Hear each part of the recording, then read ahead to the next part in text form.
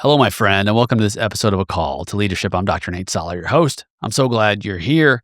On this episode of the show, we're going to dive into a very deep topic, a theological one, a philosophical one that many people ask, and sometimes the answers are fleeting.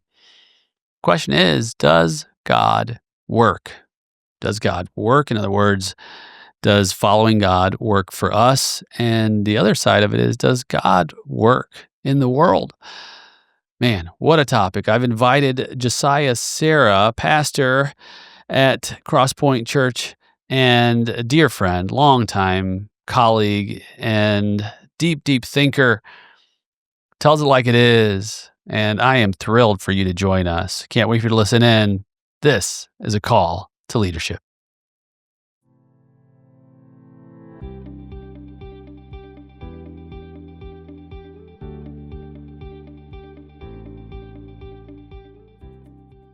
Brother Josiah.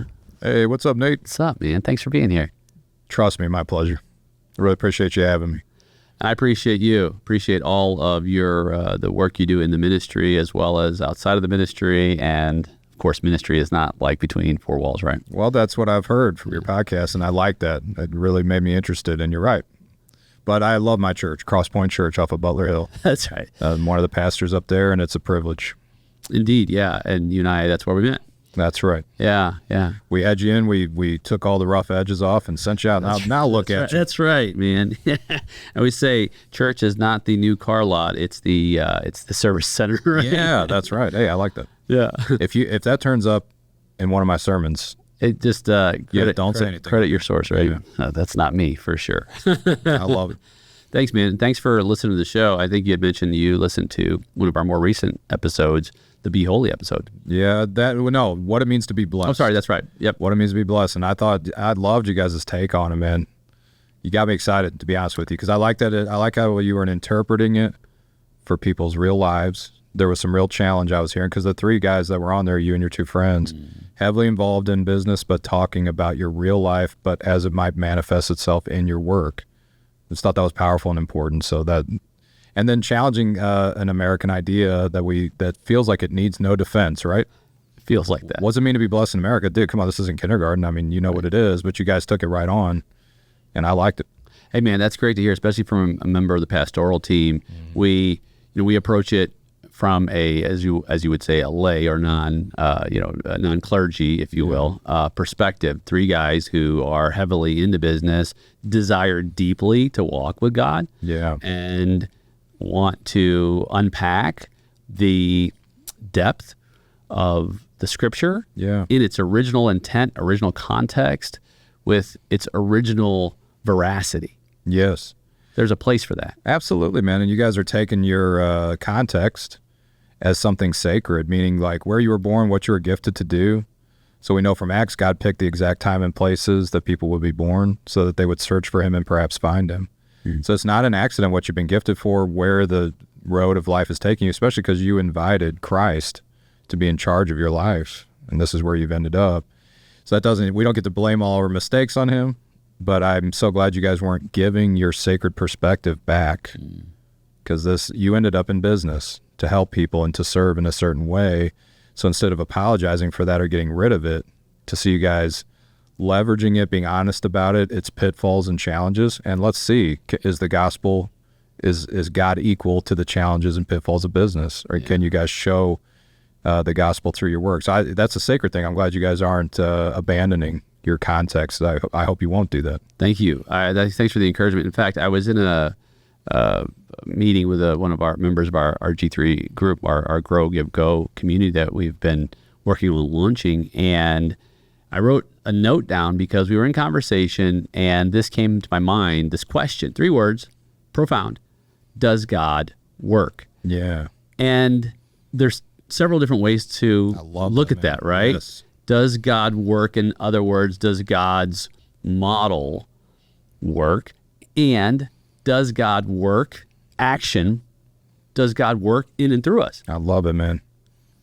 Because the Bible makes big claims, and if we want to zero in, as you guys did, Sermon on the Mount in your episode, So if we zero in on God and Jesus Christ, which is a good place to look, since Jesus said, if you see me, you see the Father. That's right. And Jesus's whole message was he can show us who the Father is and what a truly well-lived life is. So if it doesn't work, then the claims that Jesus has made for himself by his own claims, we could set it aside. If we find big pockets of the universe or life experience where what Jesus says doesn't really matter, we could set it aside. But what has been true for thousands of years now is every time Jesus's words are heard, really heard, and not dismissed or made religious, when his words are heard, bombs go off, things happen, people change, people get angry, some people get saved.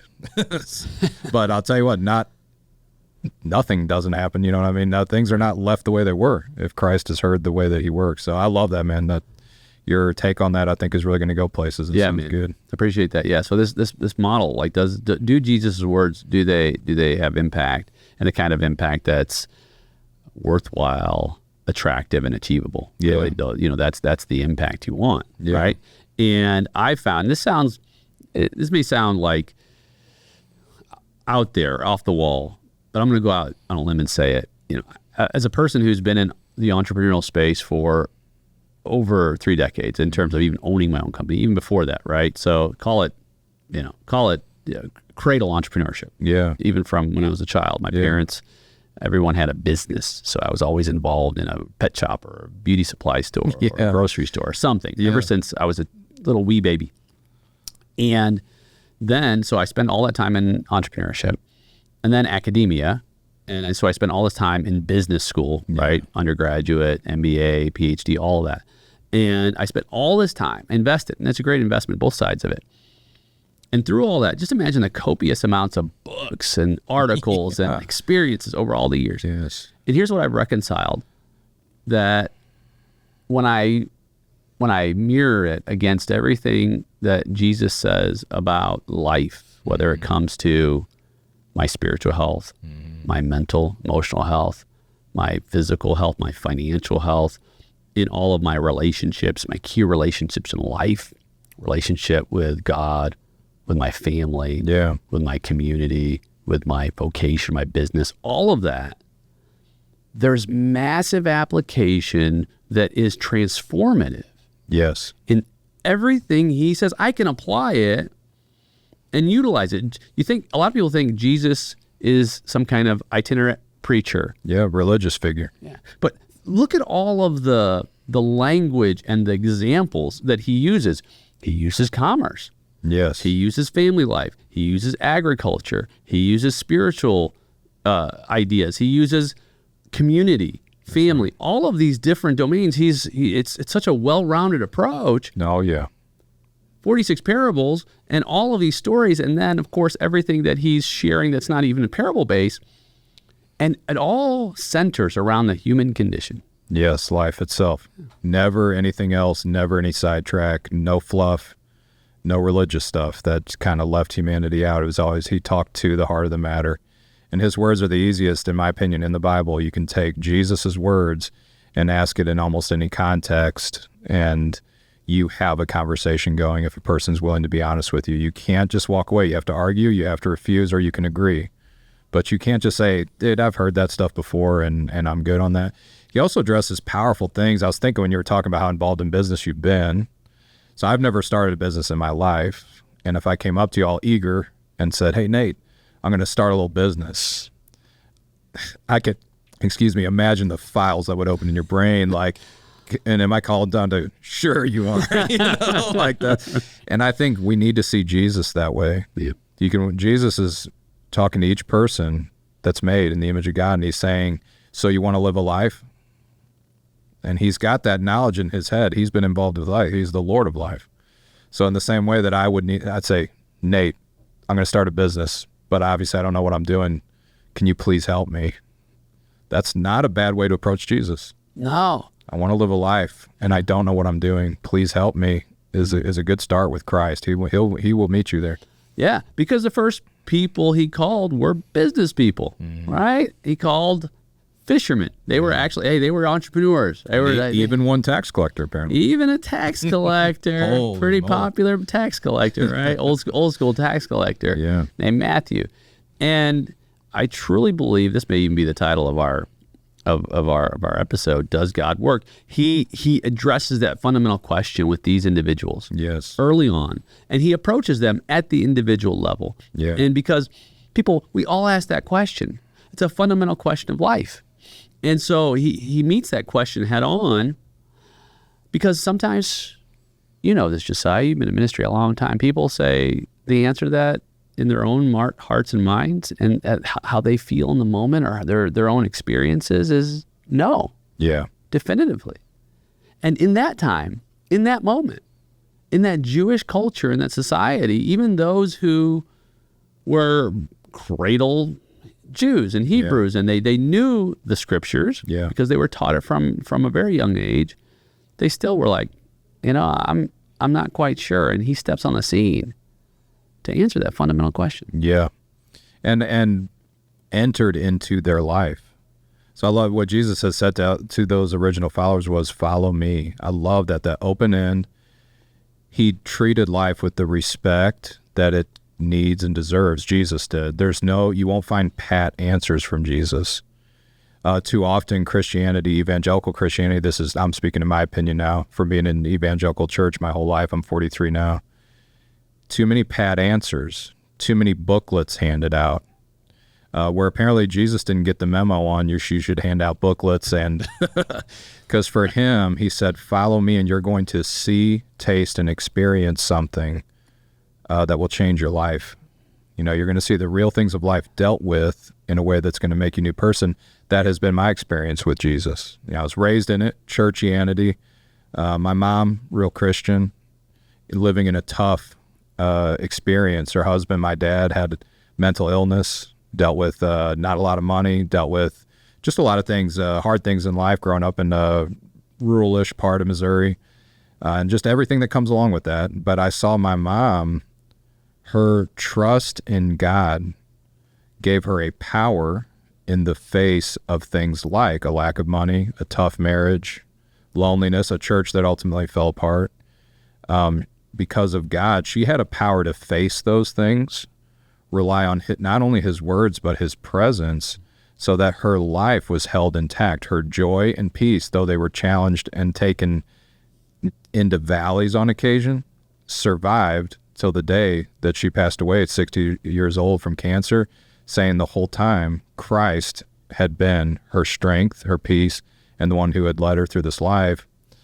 In my own angry male teenage way of dealing with broken home issues, got myself into a serious drug addiction by the time I was 17 years old, pretty much full-time methamphetamine addict by the time I was 18. This was my power that I tried to face, a lot of same issues that my mom had encountered, and it failed me. It gave me temporary escape, but then ultimately made every problem I had worse. It would promise me everything, take everything away from me, and ultimately leave nothing. So when I was finally spun out and tired of that at 21, I come back to the same Jesus my mom had been talking about and say, if you can help me like you helped my mom, I need you in my life. I don't know what I'm doing.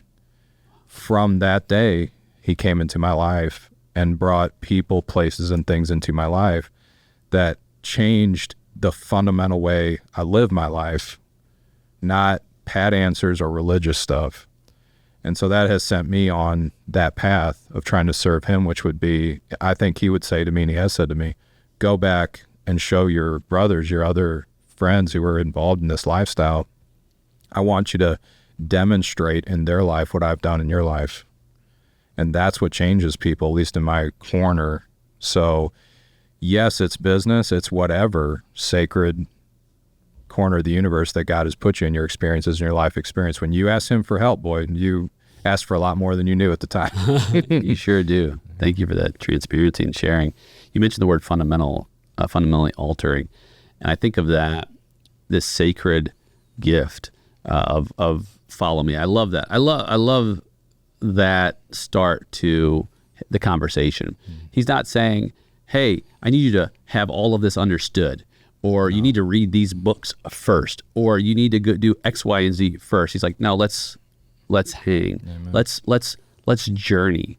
And along the journey, I'm going to uncover something to you, first and foremost, that it fundamentally alters how you've understood this construct, this concept, which is the bedrock of human existence, and it's love. Yeah. And his model of love, which I love to call radical love. And the reason why it's radical love, because the word radical is defined as something that fundamentally alters or changes the understanding of. Yeah.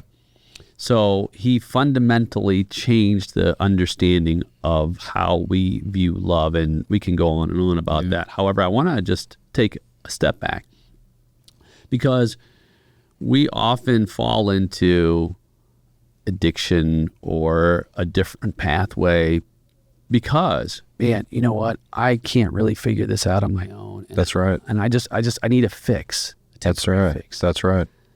Do you remember TV? So growing up, there was a commercial. This was probably been on Channel 9 when I was growing up. So then it was like a public access kind of service commercial that somebody had put together. And it has this sweaty kind of teenager run by in slow-mo. Then there's a sweaty police officer runs behind him with the arm outstretched because he's trying to catch the guy.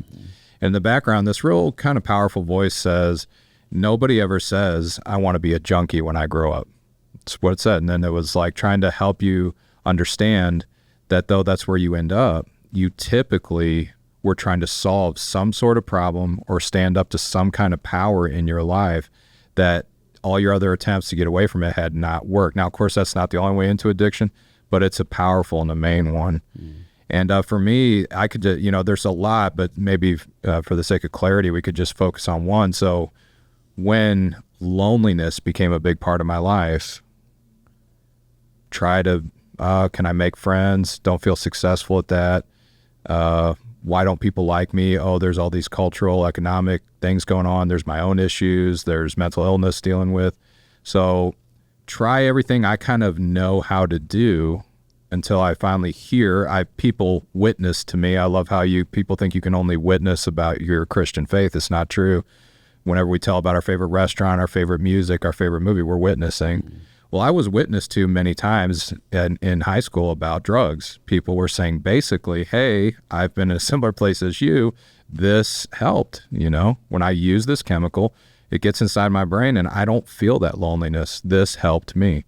So take their advice, go down that road, experience basically what they told me. It shielded me from feelings of loneliness for a while. It also gave me a pseudo personality. So I didn't have to deal with shortcomings. I didn't have to grow in character. I didn't have to be there for people. This chemical makes me feel like I like you for a while, and I can live with that until loneliness comes back around, because it's a major power in life, and you're not going to defeat it with a lesser power like narcotics. So it comes back around. I find now the narcotics are not working like they used to. I'm starting to realize that the people who are supposed to be my friends really aren't if narcotics are absent. So once I realized that whole thing, what do you think came back to get me? Loneliness. He says, brother, I told you, I'll always be here for you. You are not getting away from me. I'm more powerful than you are. That power needed to be faced with a greater or equal power in my life, or I was never going to escape from it. Loneliness is an epidemic in our culture. There are serious people with serious money who are willing to spend it to find some way to deal with it as a public health crisis. All of them are washing up on the shore having been defeated by the awesome power of loneliness. Now, if Christ says, if you come to me, you'll find out that I'm lowly in heart, that I'm humble, that I love you, and that my burden is easy, my weight is light, and you come to me and I will be with you forever, and I will never leave you, forsake you. I'm listening. Right. And so when I say, okay, man, I need you, and he comes into my life, and he has repeatedly defeated the power of loneliness in my life, because I know he's there for me, and he has led me into the lives of other people who are my friends and my brothers and sisters, whether there's narcotics, money, or whatever present. And they're there, fine. If they're not there, fine. The link that we have in Christ is still there because he's more powerful than loneliness. So that's just one small example of how Christ made these claims. He's claiming to be willing to go up against powerful forces in our culture that all other solutions seem to have failed as of right now, as we're talking in 21st century America here. I was talking about source, one of the episode, plugging into the source as opposed to a resource. Yeah.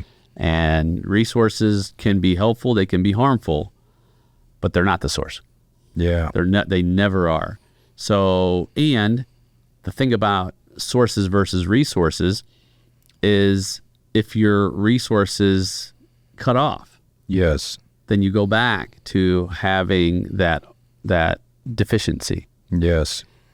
If you're plugged into the source and you stay plugged into the source, then you'll always have the source of strength, of hope, Yes. character, perseverance, of, you talked about it earlier, joy that is incorruptible. Yeah. That's a different kind of energy. Way different. And Jesus knows that. He has to explain, one of our favorite stories is the lady at the well, the woman at the well. It's a shorthand for this encounter that Jesus had with a lady that was not popular with the village she lived in because of her personal choices. And so she had to come draw water at a time when she wouldn't be around the gossiping neighbors that had reason to not like her. Apparently maybe a husband stealer, maybe that kind of a person. So Jesus was there to encounter her on purpose and says, you should ask me for a drink, because if you take me into your life, you will never thirst again. It's the type of thing that when you hear it, if you're not thirsty, if you don't care really what Jesus is talking about right now and you feel good, just say, that sounds like more Bible stuff. But if you know about a deep down thirst in your life and you hear this person saying, I know who you are, and if you come to me, you'll never thirst again, that can be a life changer. That's why Jesus frequently said, I'm talking to people who have ears to hear. Yeah. There's times when I heard Jesus, I grew up hearing Jesus say that, but I wasn't thirsty yet. Yeah, that's good. Yeah. So when you were 21, you got thirsty. I had been, what do you call it, dehydrated? That doesn't sound good You're enough. like going through the desert. That doesn't sound good 14 enough. days. I want to say I was starving to death, but then we switched metaphors. But yeah, I had been dying for a lack of something. That just finally started to come apparent to me. I was kind of looking at my life, and it looked like a plant that you stopped watering and took out of the sun. Yeah, it's just like, dude, I am dying here. I can't live like this, and I don't have the strength for another comeback.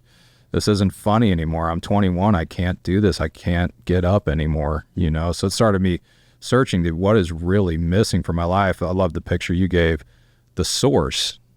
All resources weren't doing anything. As soon as they're gone, this is who I really am. This is the real condition of my life. Who can talk to the real condition of my life? I need a person, not a solution or another pep talk or more fear or substance. More substance. So for him to have entered into my life, it was like, let's water that plant and put it back in the sun. Or in other words, people were made to live in the presence of God. We're made for that. The Bible's clear about that. Sometimes we get the idea that life is okay without God, but if you'd like to make that choice, if religion's for you, you want to deal with God stuff, that's okay. It's like, no, Jesus, followers of Christ, we're claiming something a lot more fundamental than that. We're saying that life without God is strange. Life without God is out of the ordinary. Life without God is stunted and full of poverty, not the other way around. It's not here to keep you from anything. It's where life is at. Yeah. And I love how countercultural that. I like the shock that comes over people when you tell them that, because the idea, I know one idea culturally of Christianity is it involves giving up a lot of things. It's going to be about giving up. It's going to be about disciplining. Right. Some people eat only salad. That's good for them. I'm a meat eater. Sorry, Well, and when you share that, you talked about deficiency earlier. And your thirst, and sometimes you're thirsty, sometimes you don't, sometimes you're ready, sometimes you're not. And I've been meditating Matthew chapter 5 quite a lot. Of course, this is something we've been talking about on the show. I love the Sermon on the Mount, man. That's central for me. Yeah, it really is. It's sort of this here I am world sermon he had been preaching and in the synagogues and on the countryside. But this was the big day, right? Yeah. And of course, likely he would have said the sermon many times over. This was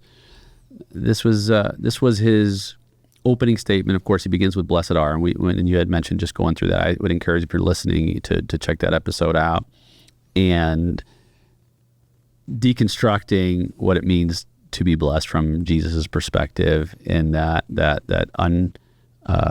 unbreakable life joy, that the divine joy that's not dependent on any external circumstances. Yes. That's true. That's true blessed, right? Yes. And as you go through the chapter, there's 48 verses, 548. This speaks to what you're talking about. Deficiencies. At the end of the chapter, he says, be perfect. Yeah. Be perfect as your Father is perfect.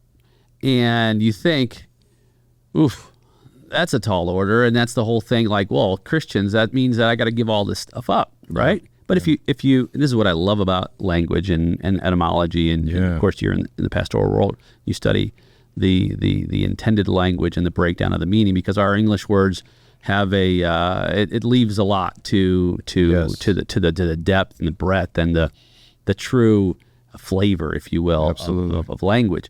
And so the Greek word for that is teleos, and it's an interesting word because it means to be complete. Yeah. It means to be whole. Yeah. It means not to be flawless, but fulfilled. Yeah. Like a tree giving its fruit. This is what I'm here for. I found it. I mean, I want to be complete. Me too. I want to be mature. Yeah. I want to be fulfilled. Like that, to me, like what? That's like the life. 100%.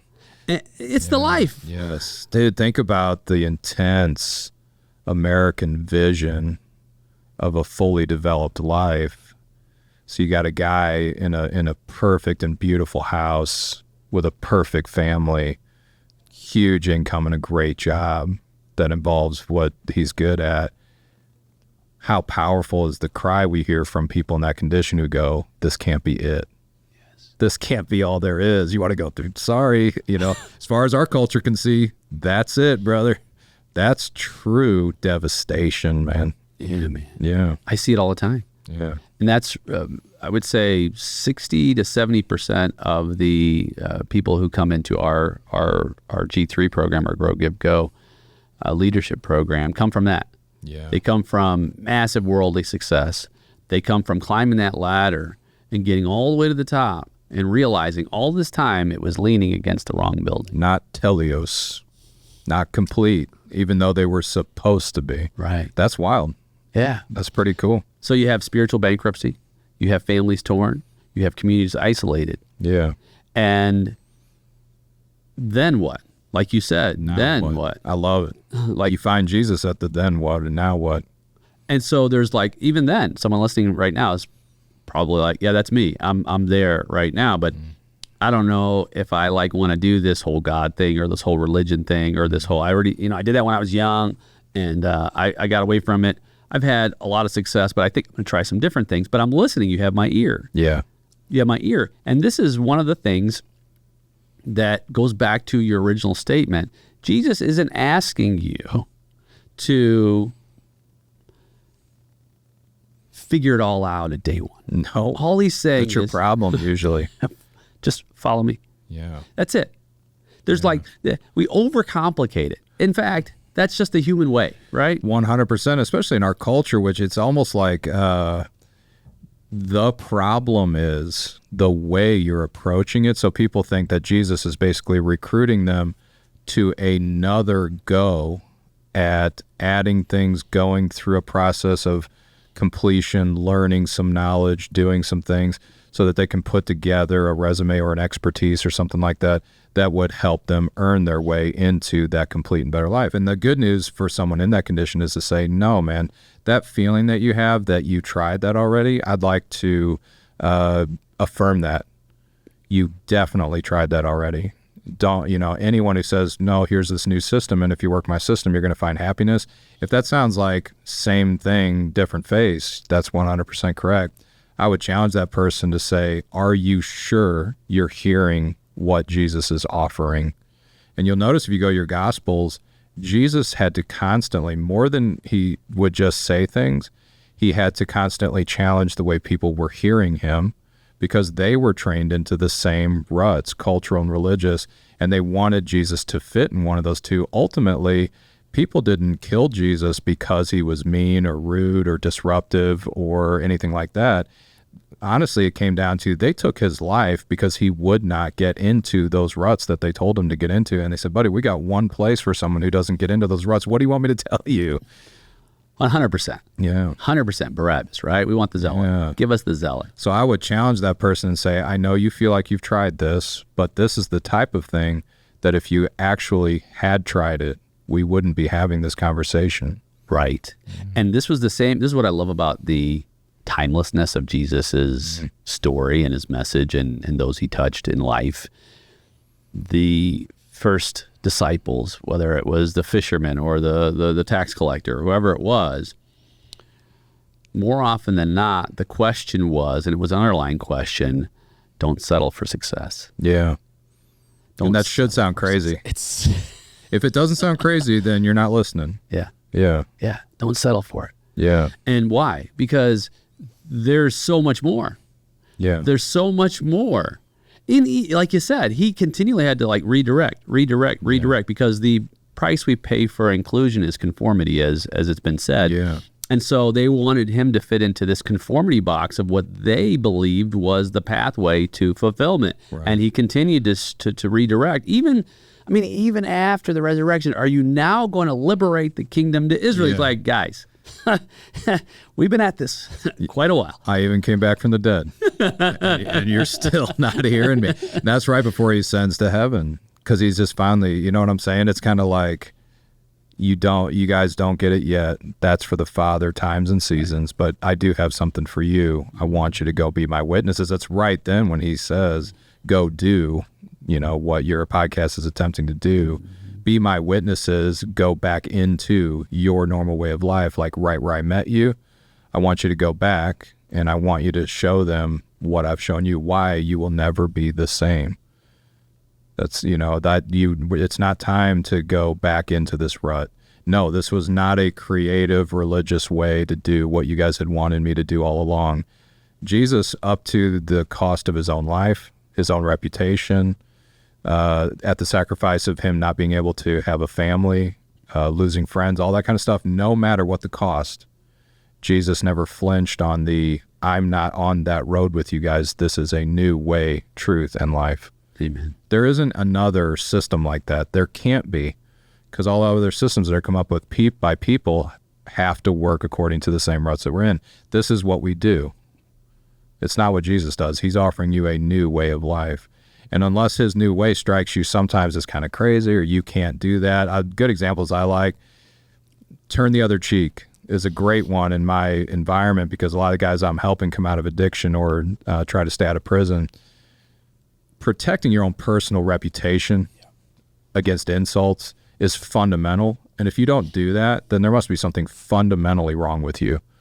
And if I understand right from a cultural background, that's the way Jesus' hearers would have understood him. For someone to slap you on the cheek would have just been insulting in public, on purpose, in a physical manner, to say, you're a worthless person. And if Jesus instructs me then to turn to them the other cheek also, either Jesus is saying, learn to be worthless, or is there a type of worth you could have that no public insult could ever take from you?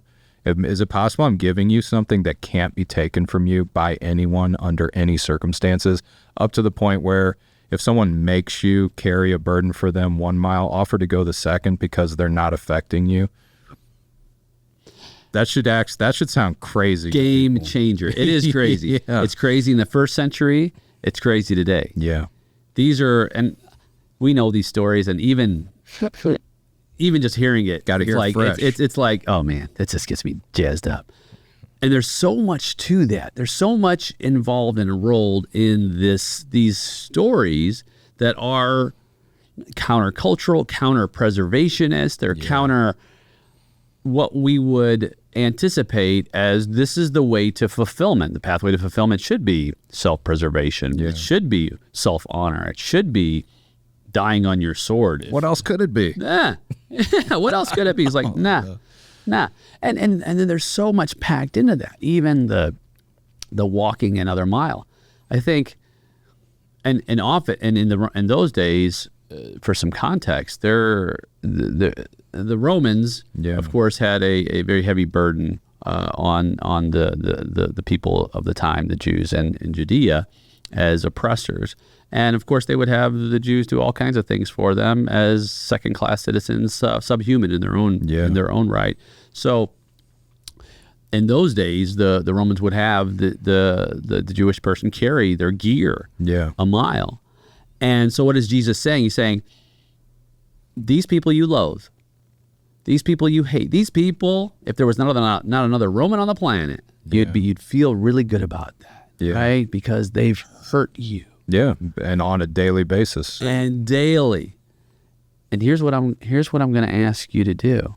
I'm going to ask you, if they oppress you for a mile, go 2. Yeah. And I think that there's a lot to that. One thing that I find that is so attractive in that vein of walking that extra mile is, what other purpose would there be to walk that extra mile? You're a thinker, I'm a thinker, we're very logical and systematic. I think, what could happen in that extra mile? Yeah. What could be said? Yeah. What could be felt? Especially if you walked that extra mile with dignity and joy, you are now leaving that Roman soldier to explain why the most powerful force on earth at that time, the Roman Empire, why is all of its power failing to take from this person what it's taken from every other country and empire they encountered? Why am I failing? Why is this person like me? Why are they sharing their life with me? Why are they, I mean to demean them, and they're not demeaned. They're also not trying to demean me or give me only what they have to give to show me that this is the limits of your power. Why are they doing this? They have to answer that question. I love that. That mile is an entire mile of mic dropping. I love it, man. It literally is. Yeah. Because who is leading and who's following? Who is oppressed at that point? You're tapping on it. Right? Yeah. And that illumination of oppression. Yeah. It's like, no. You got to flip, brother. Yeah. You're oppressed. Yeah. You're oppressed right now because you don't have Macarius, as we say in the Greek, the life joy that is not dependent on any external circumstance. I got it. I got Jesus. Yeah. There's nothing you can do. Yeah. And even you think about Paul and Silas in the jail and all these different situations where it's like, who's in jail? You know what I'm saying? And I've had that experience of dealing with guys of doing some prison ministry, being able to talk with some guys in prison who physically and because of their own actions have all of their life restrained, and they're under the power of someone else. Now, when I walk out, I encounter a lot of people who don't have their personal freedoms restrained by anybody because they're living in a free nation, and they don't, as far as you can have freedom here, they have it, who don't have the peace and joy and personal freedom that I just witnessed in a guy in an 8x8 box. That's powerful stuff. You know, who's in prison then? In a weird way, not this guy. This one who lives in their own place and does what they choose to do. They're in prison. This person has found a freedom that's free inside of a prison. If you could bottle that and sell it, there's no limit to the money you would have. And it messes with your head. I mean, think about it, like someone listening. This messes with your head because if you're in that situation, let's just take it to the Roman situation, right? And somebody who you despise is forcing you into a situation where you just want to have massive revenge. Yeah. This is like, it messes with your thinking because you're like, no, I feel like I need to stab them 30 times with a dagger. Because they took from me very serious things. They took from me. So when Jesus is saying this, it's so important. When he's saying this, hear us. This is like full on brakes. Like, did you just say that? It better be. Did you just say that? Seriously? I thought you were one of us. They said that. They did say that. And they threw him out. They gave him to the Romans to kill. They're like, okay, you love him so much? Watch what they'll do.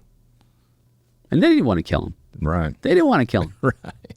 Like, he's your problem. Everywhere he went, he was making people feel weird. In fact, Pilate says to him, don't you understand that I have the power to either take your life or spare you, have you crucified or not? Instead of Jesus saying, whatever, any kind of reviling, anything like that.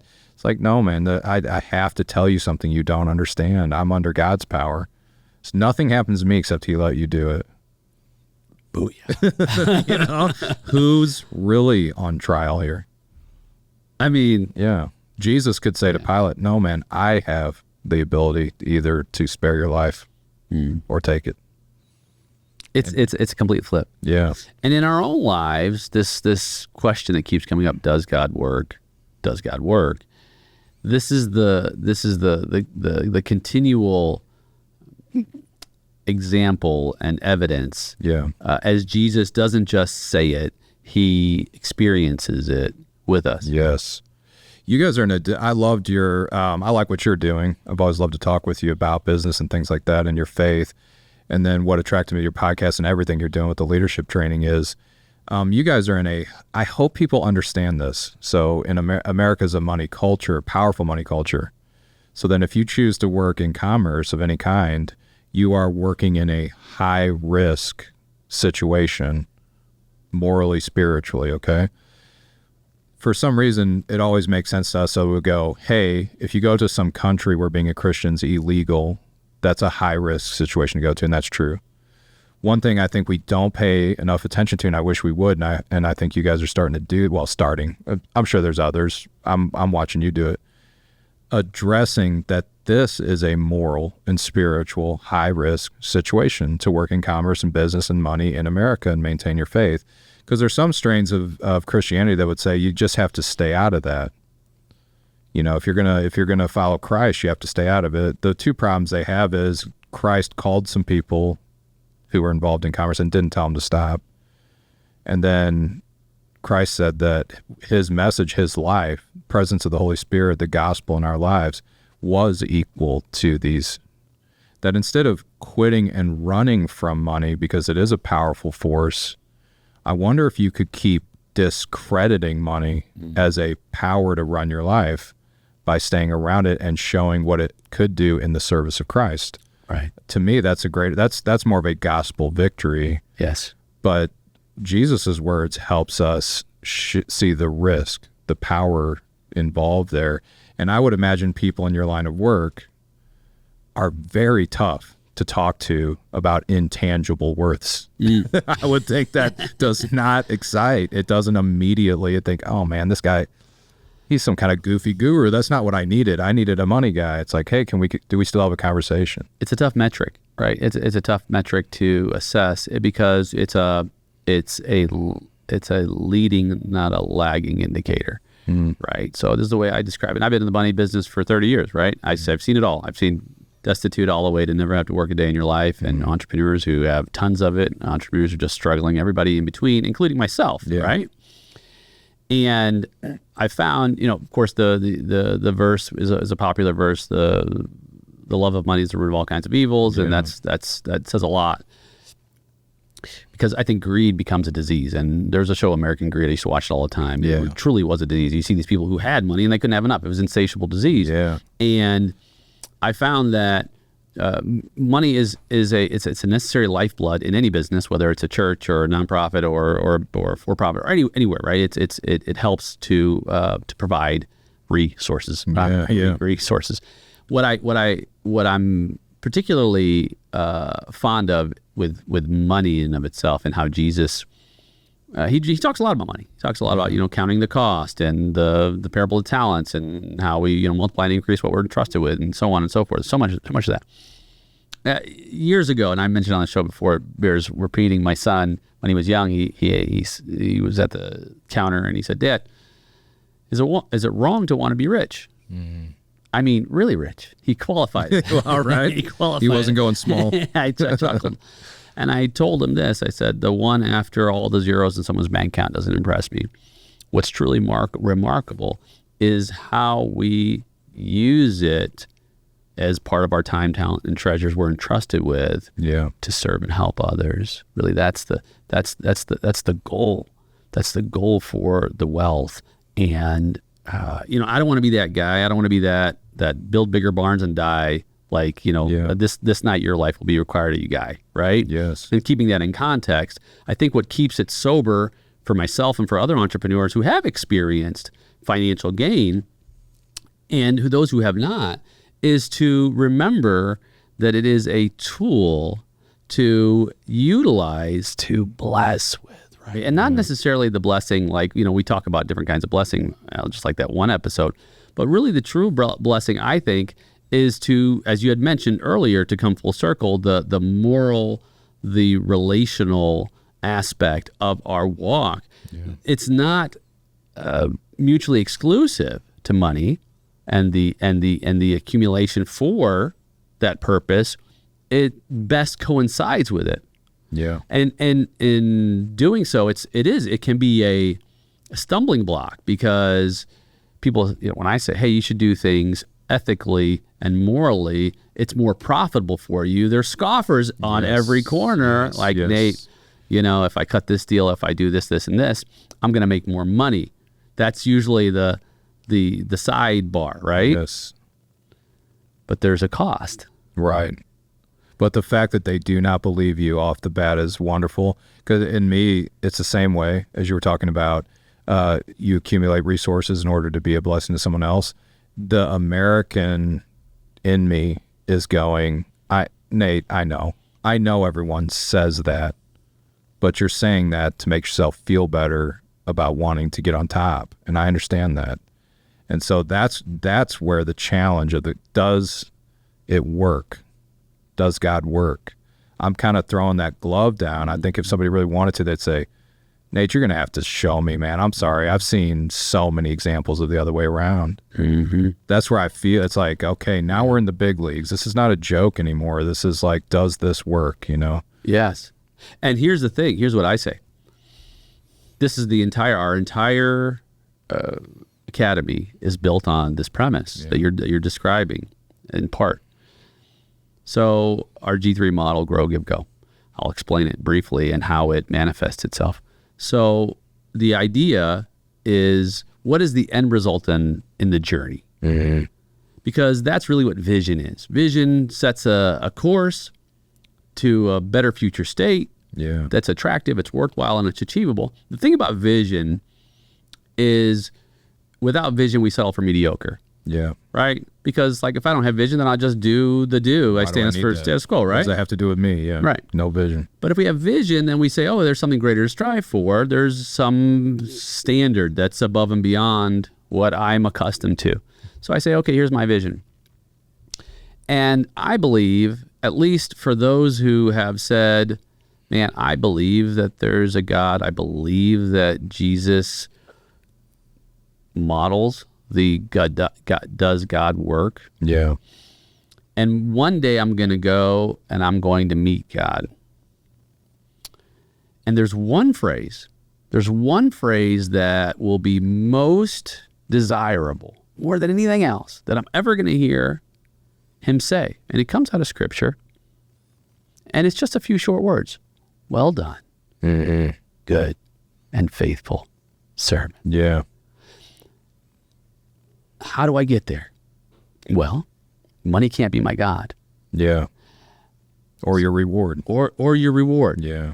And so the way we've devised it, if you will, our 3 value statements, our 3 action items, the 3 G's. Grow purposefully. Start with growth, not just any growth full of purpose. Why did Jesus say, I've come to you have life and have it what? To the full, right? Yeah. Abundantly.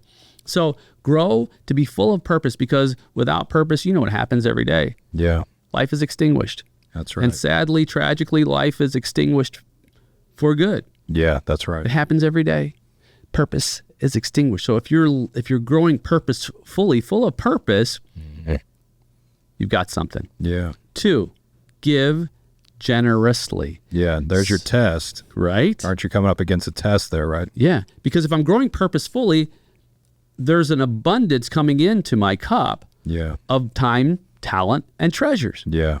The next test is then turn around and give generously. Let it sting a little bit so you can get tested. That C.S. Lewis model, right? Yeah. Let it sting. Let it sting. A little bit of sacrifice in that. Because otherwise you're playing a game. Mm-hmm. Yeah. That's the generous. 3, go love radically. Yeah. That seals those 2 behaviors. That it's not simply out of my vain ambition Yeah. Or Right. a cloak to get more of a resource. Look good in front of everyone. Keep pulling the else. cloak off if you can. Keep putting yourself in positions where you can pull it off. Know that it's dangerous. Know that it's sneaky. Know that Jesus called it the other master versus God. It's interesting, right? When he came up with you can only serve one.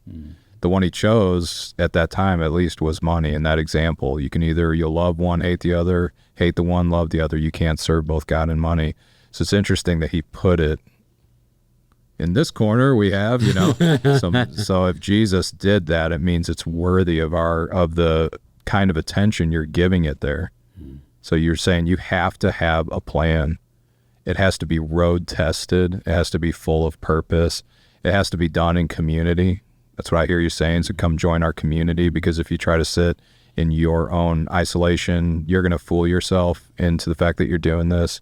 So if you form a community that holds itself to that standards, that is discipleship, man. That's serious level discipleship. If you guys hold yourselves to those biblical standards and that biblical practice, that would show that you really do, or that you have found something in God that's worth more than money.